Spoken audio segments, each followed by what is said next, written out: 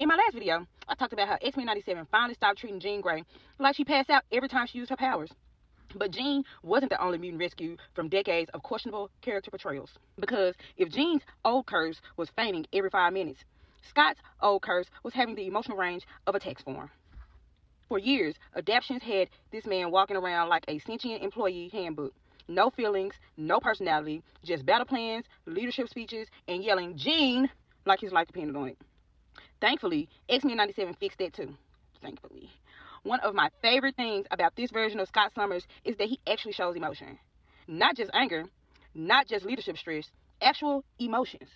This man was grieving, he was frustrated, he was doubting himself, he was struggling with becoming a father, he was carrying the weight of leading the team after Xavier was gone, of course. And for once, we got to see how all of that was affecting him. Because, let's be honest, for a long time, Scott was the human equivalent of plain oatmeal. Every time Wolverine walked into a room, Scott somehow got less interesting. Wolverine was the cool one, Gambit was the charming one, Rogue, my girl, had attitude, Storm had presence, the ultimate, the greatest mutant of all time. Even Beast got to be funny every now and then. Meanwhile, Scott was over there looking like he wanted to remind everybody that the TPS reports were due by Friday. And that's not because Scott is actually boring. It's because a lot of adaptions confuse being responsible with having no personality. Half of the time, Scott wasn't a character, he was a job description. Leader of the X-Men, boyfriend of Jean Grey, guy who tells everybody the plan, and that's it. The man could have been replaced with a laminated checklist and nobody would have noticed, like at all. Previous versions of Scott were so busy being the responsible one that they forgot to give him a pulse.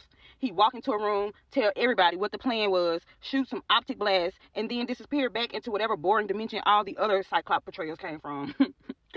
But X-Men 97 understood something a lot of writers miss.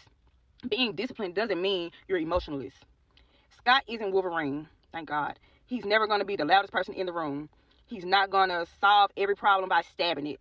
But that doesn't mean he's some robotic hall monitor either. This season, let us see the pressure, the frustration, the cracks, the moments where he wasn't sure he had all the answers.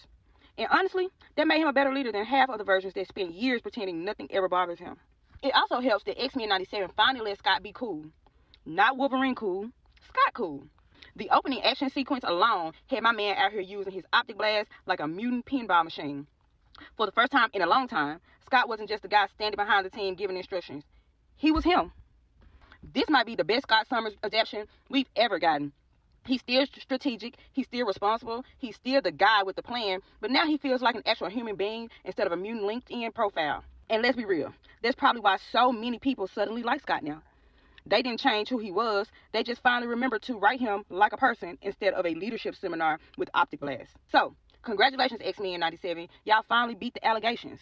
Turns out, Scott Summers wasn't boring, he was just being written by people who thought emotional depth was a character flaw. Now that we finally got a version of Scott that feels like an actual human being, I'm hoping season 2 keeps that same energy and lets us see the full depth of his powers. Because comic book Scott is an absolute problem when writers stop treating his optic blast like fancy red flashlights. My man is an alpha level mutant. He's out here ricocheting blasts off surfaces, calculating angles in real time, controlling the intensity of the blast, and turning the battlefield into a geometry lesson for anybody dumb enough to stand in front of him. Season 1 gave us the emotional depth. Season 2, I need the power showcase. But most importantly, let Scott remind folks why he's been leading the X-Men all these years. Because comic book Scott is a walking tactical nuke with anxiety and a visor. So, ladies and gents, after watching season 1, I got one question for y'all. If Charles Xavier was the brains of the operation, why did the operation keep operating after he left? My hate campaign against Charles is alive and well.